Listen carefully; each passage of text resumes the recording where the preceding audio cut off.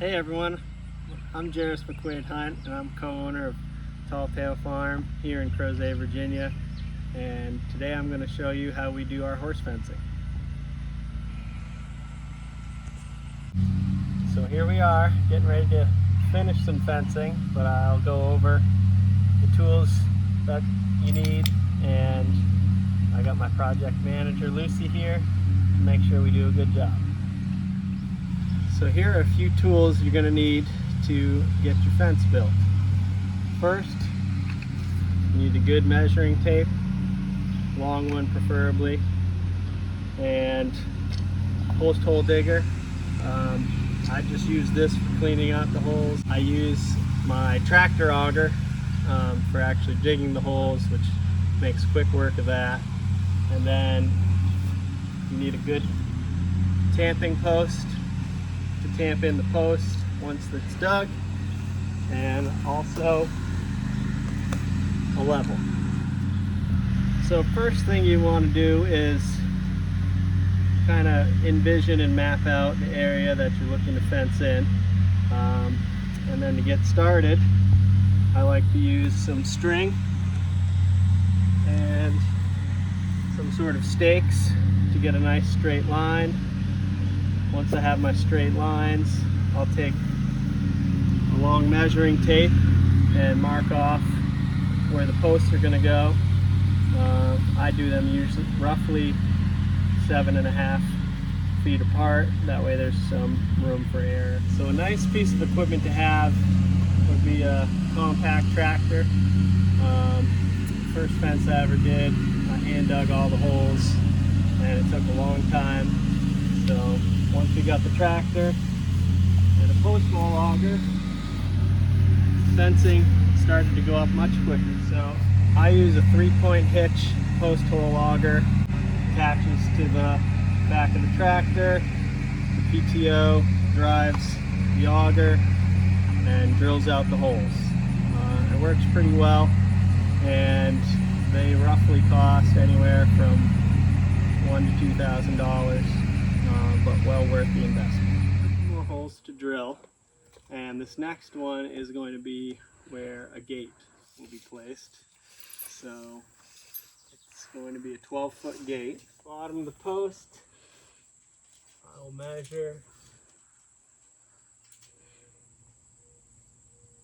12 feet. And I always mark where I'm going to start the post with some spray paint. I already marked for this one, but make your mark on the ground, and then that's where you aim for.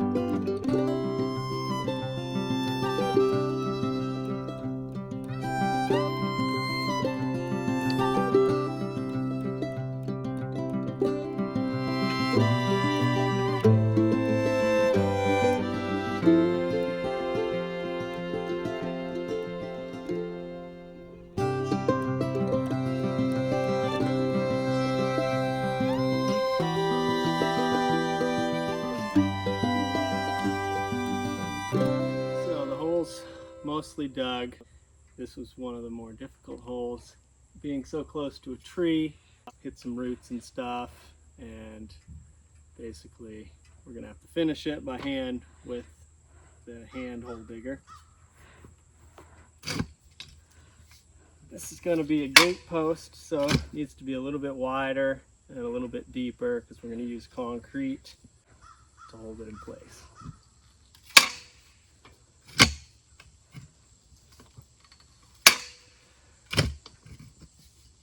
These work well, they're just a lot more labor involved.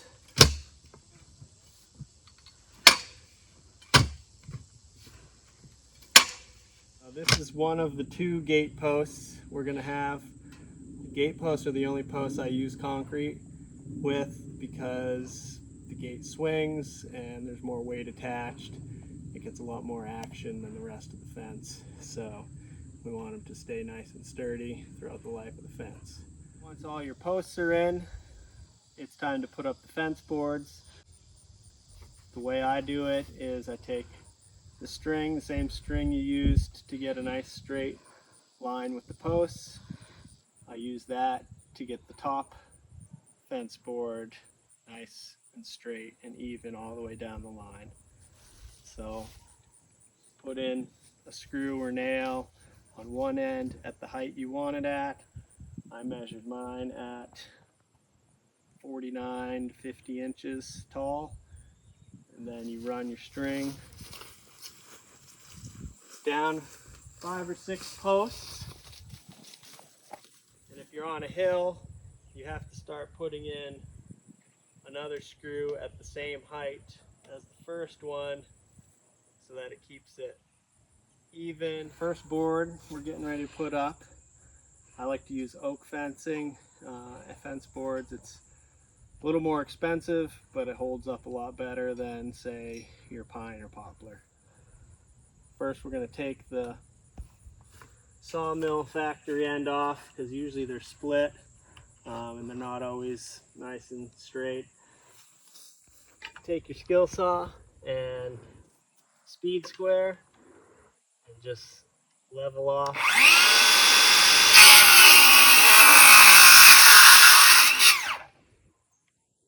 Square off the end so you're starting with a nice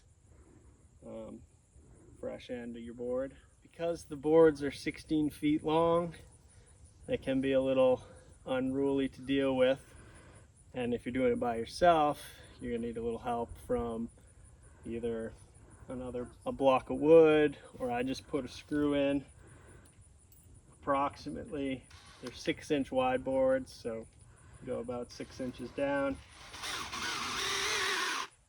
Get your screw in your board.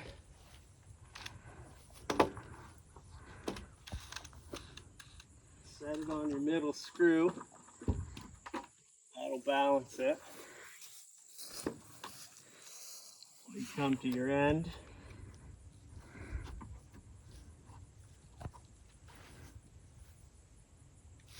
Match it up with the last board.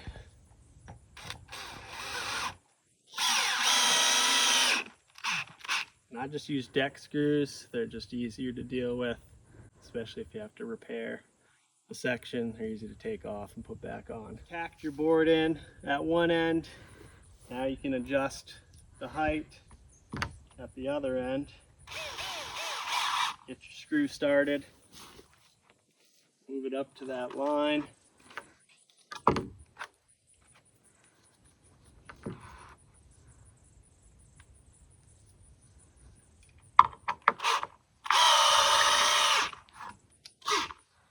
Tack that end in.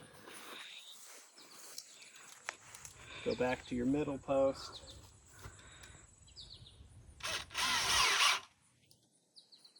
Make sure nothing's keeping your line off from where you want it to be. You can move the board somewhat because they're not always straight. So once you got your board where you want it, you can finish screwing it off. I do 3 screws in each post. Once your board is up, obviously it's a little longer than you needed, so take your speed square and a pencil, find roughly the middle of the post, make your line, take your skill saw, You want to set the depth of the saw to the depth of the board. Now, just take your saw.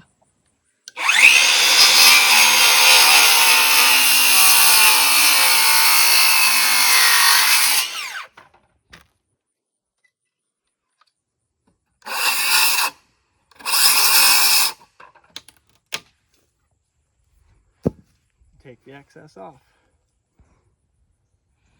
So once you have your top board run, you need to space out the other two sections for a 3-board fence. You can do it 2 ways. You can measure from your top and go down 16 inches to the top of the second, 32 to the top of the third, and you can mark the post, or you can cut yourself a piece of block at that spacing, and when you move down the line, you just put that in, screw the next board up to it, and move on.